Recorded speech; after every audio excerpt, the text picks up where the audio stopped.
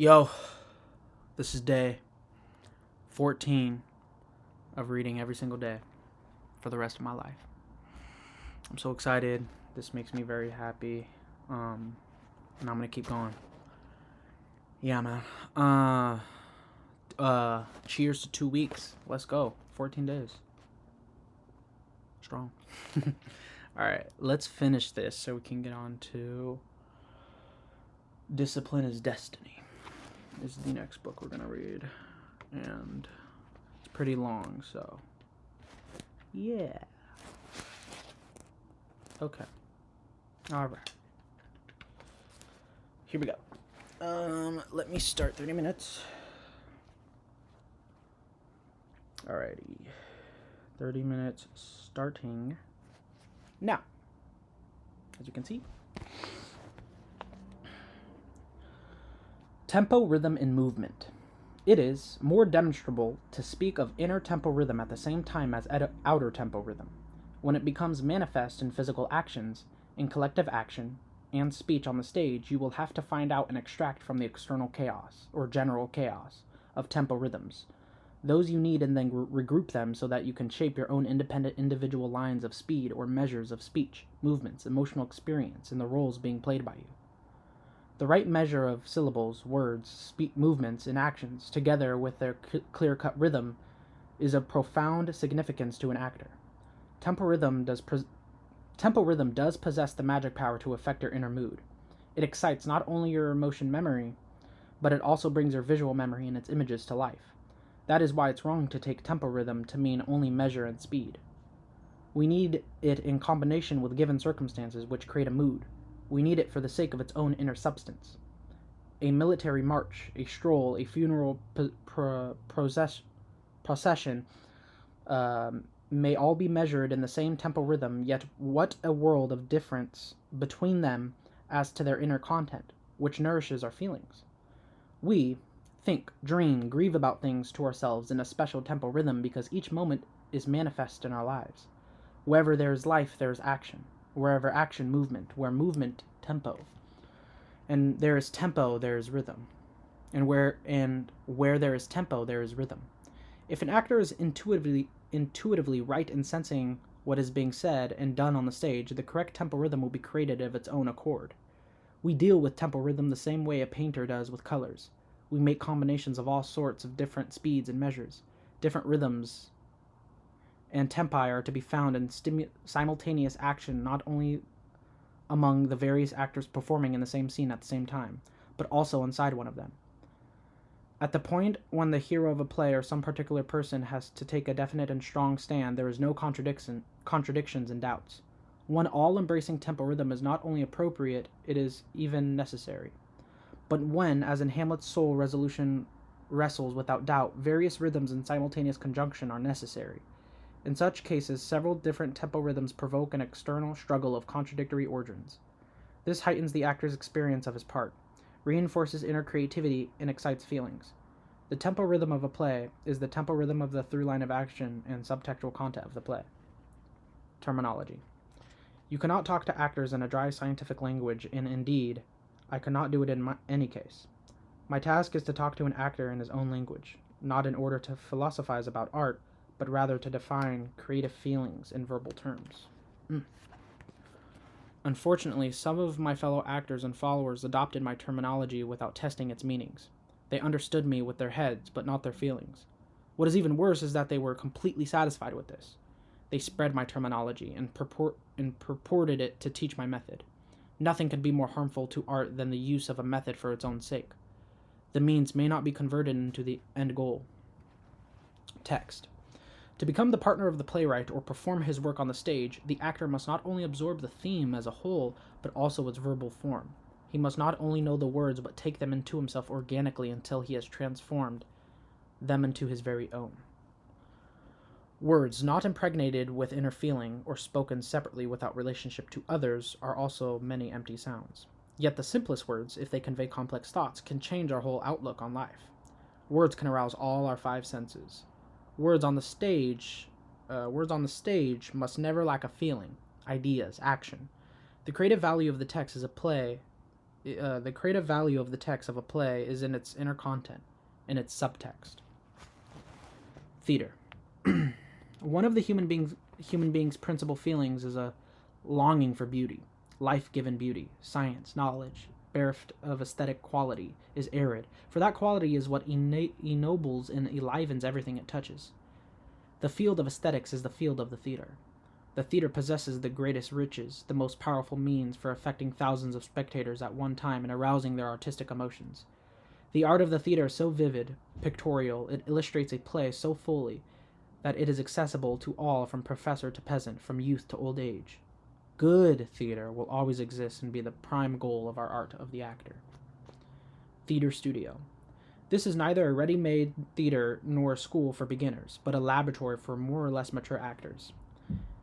A studio should offer an opportunity to its members for testing their creative powers. It should facilitate the exploratory work of scene designers, directors of plays, and all the others who work there in the theater. Before an artist goes to work on a big painting, he makes many sketches. If he is not satisfied with one of them, he tears it up and makes another.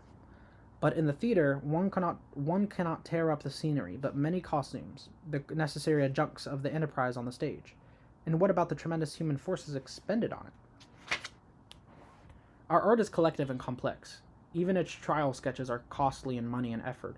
But a studio, thanks to its modest dimensions, although it does not obviate the difficulties and expenses of trial sketches, nevertheless does offer the possibility of making them. In every theater there are capable artists who, for one reason or another, are not thoroughly caught up in their work. Let them and directors of plays go into studios and put on a series of productions. In order to develop artistic creativeness, they must have initiative, and that is possible to develop only when there is a free field in which to do so. Each will arrive at the goal of our art in his own way, through his own mistakes and his own achievements. Look at the oldsters of the theater for experience, wisdom, endurance, and to the youngsters for effective initiative and intense devotion to work. Theatrical emotions. I took simple theatrical emotions a kind of hysterical fit as an outburst of inspiration, and I was mistaken. No matter how skillful an actor may be in his voice of stage conventions, because of their inherent mechanical quality, he cannot move the spectators by them. He must have some supplementary means of arousing them. So he takes refuge in what we call theatrical emotions. These are a sort of artificial imitation of the periphery of physical feelings. If you clench your fists and stiffen your muscles of your body or breathe spasmodically, you can bring yourself to a state of great physical intensity. This is often thought by the public to be an expression of a powerful temperament aroused by passion. Actors of a more nervous type can arouse theatrical emotions by artificially screwing up their nerves. This produces theatrical hysteria, an unhealthy ecstasy which is usually just as lacking in inner content as the artificial physical excitement.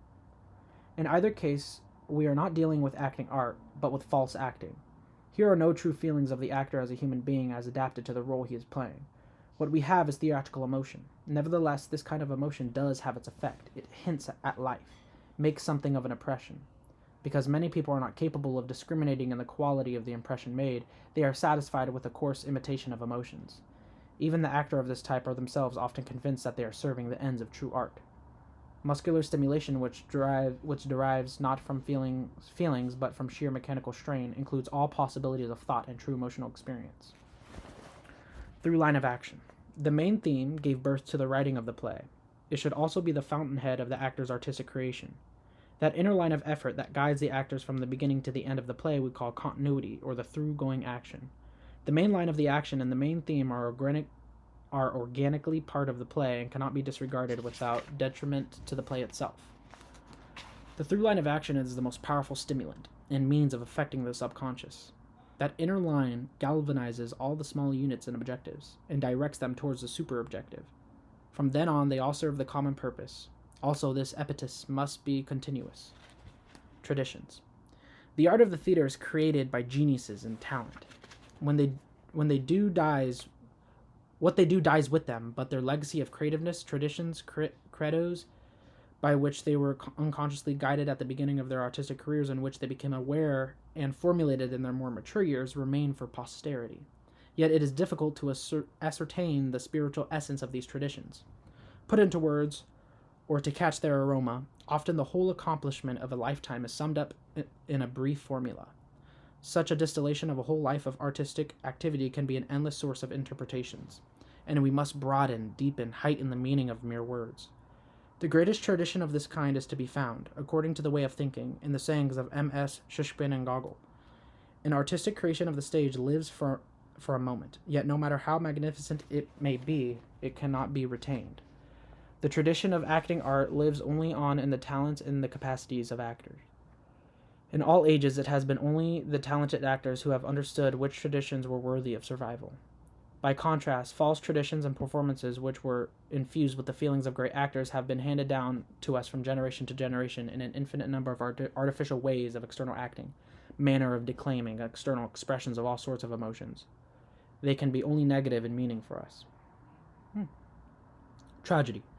If you tell an actor that his role is full of psychological actions, tragic depths, he will immediately begin to contort himself, exaggerate his passion, tear it to tatters.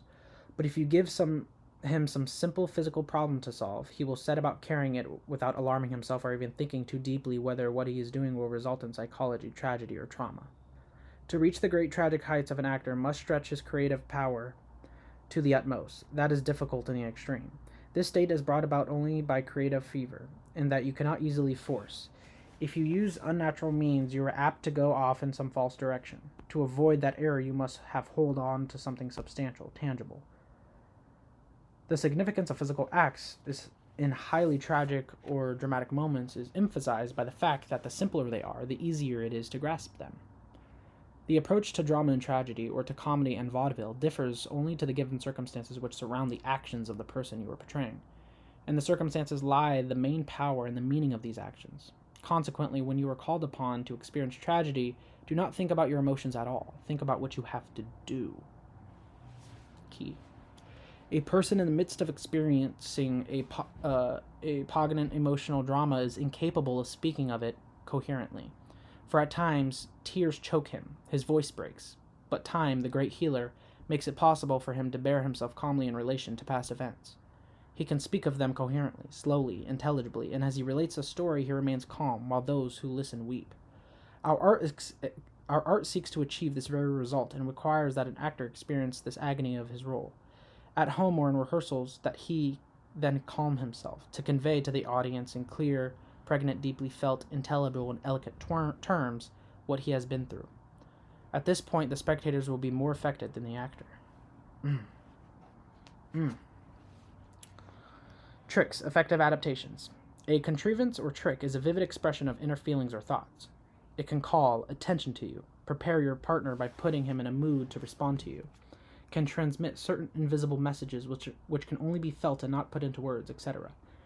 In using such means, what we are primarily aiming at is to express our states of mind and heart in higher relief, or we make use of them to mask our sensations. If you follow an actor through a role, you may expect him, at a certain important point, to give his lines in a loud, clear-cut, serious tone of voice. Suppose that instead of that he quite unexpectedly uses a light, gay, and very soft tone. The surprise element is intriguing and effective. Any number of actors are capable of making brilliant adjustments, and yet use these means to entertain rather than convey feelings. They turn their powers of adaptation into individual vaudeville numbers. They are willing to sacrifice their role to the excitement of obtaining a burst of applause, shouts of laughter. Naturally, these adaptations lose all meaning. True acting. One cannot always create subconsciously and with inspiration. No such genius exists in the world. Therefore, our art teaches us first of all to create consciously and truly, because that will best prepare us for the way the blossoming of the subconscious. Prepare the way for the blossoming of the subconscious, which is inspiration. The more you have conscious creative moments in your role, the more chance you will have a flow of inspiration. To play truly means to be right, logical, coherent, to think, strive, feel, and act in unison with your role. If you take all these internal processes and adapt them to the spiritual and physical life of a person you are representing, we call that living the part. To play truly, you must follow the course of right objectives, like posts to guide you across a treeless plain. Tumbling. Today we are adding tumbling to our activities. Although this may seem strange It helps an actor in his creative moments of highest exhalation and creative inspiration. The reason is that acrobatics aid in developing the quality of decisiveness. It would be too disastrous for an acrobat to go off wool gathering just before he performs a salto mortale or other neck risking stunt. In other moments, there is no room for indecision. He must, without stopping to reflect, give himself into the hands of a chance in his skill.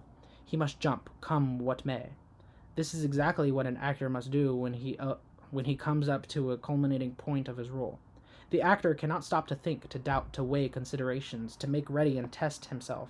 He must act, he must clear the jump at full gallop. Yet the majority of actors have an entirely different attitude about this. They dread the big moments, and long in advance they painstakingly try to prepare for them. This produces nervousness and pressures which prevent their letting themselves go at the high points when they need to give themselves completely to their parts. When you have developed willpower in your bodily movements and actions, it will be easier for you to carry it into living your role, and you will learn how, without thinking, to surrender yourself instantly and utterly to the power of intuition and inspiration. A willpower in your bodily movements. Besides, acrobatics... I'm striving toward that. Besides, acrobatics can render you another service. They will help you to become more agile, more physically efficient on the stage when you get up, bend over, run, and when you make a variety of difficult and rapid moves. They will teach you to act in a quick rhythm and tempo impossible for an untrained body. Types. In the world of dramatic art, it has long been customary to divide actors into a number of categories: good, villainous, gay, suffering, bright, stupid, etc. This division of actors into groups is called typecasting. Therefore, there are the following types: tragedians and men and women, dramatic lovers, second lovers, and dandies, dramatic and the comic old men and women, noble fathers, character parts, moralists, comedians, and simple-minded creatures, farce comedians, vaudeville lovers, grande dames, dramatic and comic indunies, vaudeville actors who can sing and play second and third-rate parts. The most ordained partisans of the custom of typecasting are the poorly endowed actors, whose range is not broad but rather one-sided.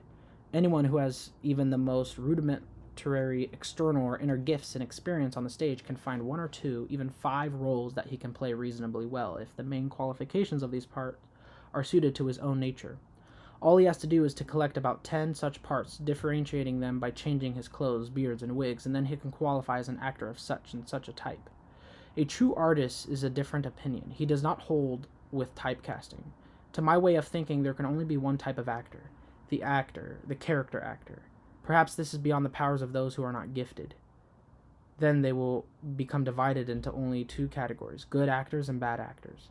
This is the best filter which will protect the theater from being flooded with mediocrities. People are always attracted by what they have not, and actors often use the stage to receive what they cannot get in life. But the misunderstanding of one's true ability and calling it in the art is the strongest obstacle in the further development of the actor. It is a blind alley which he enters for tens of years, and from which he cannot get out until he realizes his mistake and returns to the avenue that leads to the gates of pure art. The roles for which you haven't the appropriate feelings are those you will never play well. They will be excluded from your repertory. Actors are not, in the main, divided by types. The differences are made by their inner qualities. Unbroken line. Our art must have a whole unbroken line that flows from the past through the present into the future. It is only when an actor comes to a deeper understanding of his part and realization of its fundamental objective that a line gradually emerges as a continuous whole. Then we have the right to speak of a beginning of creative work. On the stage, if the inner line is broken, an actor no longer understands what is being said or done and ceases to have any desires or emotions. The actor and the part, humanly speaking, live by these unbroken lines. That is what gives life and movement to these being enacted, to what is being enacted. A role must have continuous being in its unbroken line. Units, episodes. In order to work out the score of a play, we have to break it up into small units. The technique of division is comparatively simple. What is the core, kernel, the thing without which it cannot exist? Remember, the division is temporary. It is only in preparation. We use small units. During its a play's actual creation, they fuse into large units. The larger and fewer the divisions, the easier for you to handle the whole role. As you put on your makeup, you will think of the first unit. You will play the first one and are carried along to the next and the next. Have you any conception of what is really good, of what a really good name for a unit is? It stands for its essential quality. To obtain it, you must subject the unit to a process of crystallization.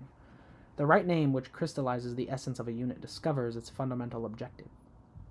Untruth on the stage. A sense of truth contains within itself a sense of what is untrue as well. It sets the pitch for you and shows you what you should not do. Put a role on the right road and it will move ahead. It will grow broader and deeper and will in the end lead to inspiration. As forced acting, cliches, and pretentious untruth never can. Pretentiousness, untruth never can. Voice.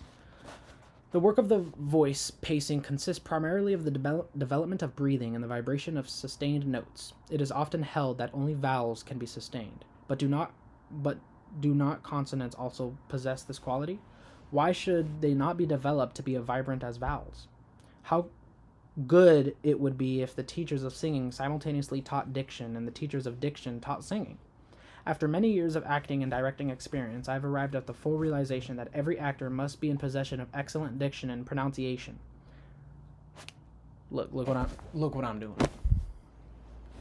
It's all a part of the plan, baby. How good would it? After many years of acting, yes. To be in good voice is a blessing, not only to prima donna, but also to the dramatic artist. To have the feeling that you have the power to direct your sounds. Know that they will forcibly convey the minutes, details, modulation, shadings. If the person who is to play Hamlet is obliged to think about his deficiencies in voice, there is little likelihood of his being able to carry out his main creative undertaking. My voice is my fortune, said one famous actor as he plunged his pocket thermometer into his soup and other liquid refreshments, out of concern for his voice. He felt impelled to watch temperatures of everything he put in his mouth. This shows how much he cared about one of the greatest gifts of creative nature, a beautiful, vibrant, expressive, and powerful voice. Salvini said, "You need only 3 things in order to become a tragedian: voice, voice, and more voice. When you sense the possibilities open to you by a well-placed voice, capable of exercising its natural predestined functions, the saying of Salvini will reveal to you its deepest significance." Voice volume. Volume is not to be sought in high-tension use of the voice, not in loudness or shouting, but in raising and lowering intonations, in the gradual expansion from piano to forte and their mutual relationship. Walking on the stage. Well, on the stage, we are obliged to walk correctly as nature intended. People whom nature has not endowed with a good normal gait resort in all kinds of stratagems to conceal this shortcoming. They walk in some special way with unnatural form and picturesqueness. Yet that kind of theatrical stagey walk is not to be confused with the true stage walk based on natural laws. Let us learn to walk over again from the beginning, both on the stage and off. What is my system? My system is the result of lifelong searchings. I have groped after a method of work for actors which will enable them to create the image of a character, breathe into it the life of a human spirit, and by natural means embody it on the stage in a beautiful artistic form. The foundations for this method were my studies of the nature of an actor. The first proposition of this: there is no formulas on how to become a great actor or to play this or that part. It is made up of steps towards the true creative state of an actor on the stage. When it is true, it is the normal state of a person in real life. But to achieve that normal living state, an actor has to be physically free, in control of free muscles. B. His attention must be infinitely alert. C. He must be able to listen and observe on the stage as he would in real life, that is to say, be in contact with the person playing opposite him. D. He must believe in everything that is happening on the stage that is related to the play.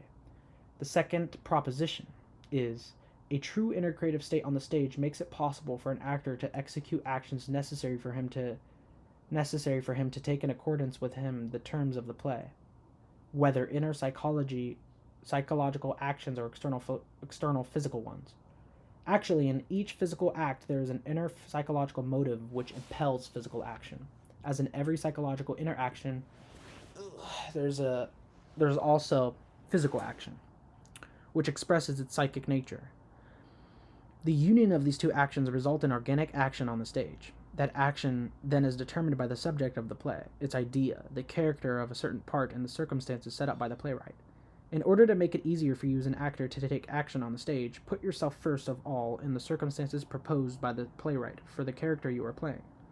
Ask yourself, what would I do if the same thing should happen to me if it does in the play to the character I am playing?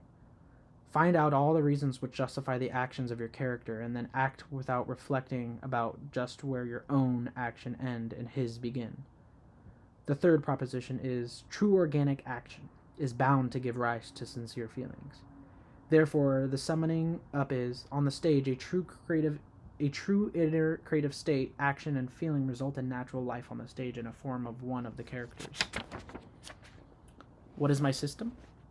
It is by this means that you will come closest to what we call metamorphosis, always providing, of course, that you have properly understood the play, its idea, its subject and plot, and have shaped inside yourself the character of one of the dramatis personae. The power of this method lies in the fact that it was not invented. It is based on the laws of nature.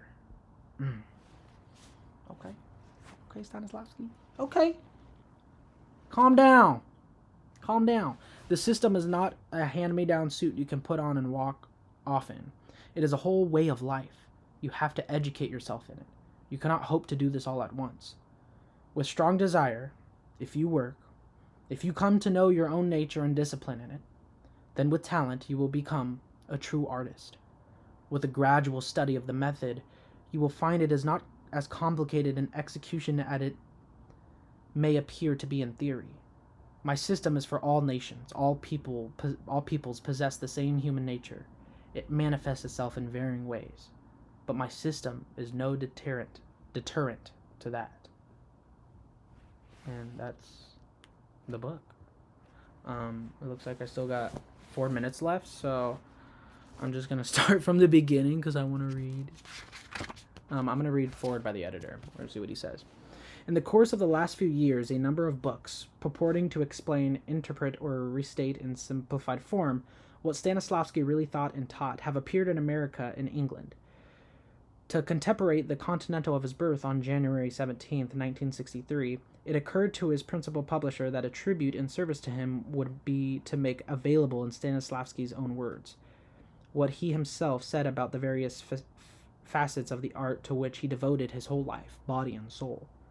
Here, then, is the alphabet of his teachings in concise form. It is based on some extent on a similar lexicon, published in Moscow and sent to me by his son. But the choice of quotations here is predicted more on their usefulness to theater people in the West. Much of the material is taken from books previously published in English, but thanks to the efforts of the archivists in Moscow, who have collated all the Stanislavski papers, including fragments and variations, exceptionally pithy statements for many topics were found, and are here translated for the first time. This volume in no way replaces the full expression of his ideas in his books, which have spread all over the world, to the West and to the East, to India, South America, and Japan. It can serve in this present form as a handy reference book for the person who is already familiar with the important tenets of his teaching, and it is also hoped it will whet the desire of others to find out through reading the full text why Stanislavski was such a towering theater figure and how they themselves can apply his writing. I'm going to read the back now. An Actor's Handbook by Konstantin Stanislavski. Here in concise form is what Stanislavski himself said about acting, his methods in many matters connected with the theater, alphabetically arranged to aid students, experienced theater people, and laymen interested in stage art. These definitions, pithy statements, and articles on a wide range of subjects cannot be replaced the full expression of Stanislavski's ideas and discoveries in his other books, but they will serve to refresh the reader's memory and pinpoint what Stanislavski has to offer to inquiring minds both in and out of the theater. Many of us working in educational theater have long felt the need for a concise, authoritative handbook of Stanislavski's theories and techniques such as this one, thinking I would give it only a cursory examination at first. I find myself looking up at the cross references and wanting to go back to the full text of Mrs. Hapgood suggests. Theaters and students will be indebted to her for this important contribution. An actor's handbook is a part of the equipment of every man of the theater because it deals with all sorts of problems creative acting. It gives no ready-made solutions to any of them. It is thought-provoking and professionally, naturally inclined to routine.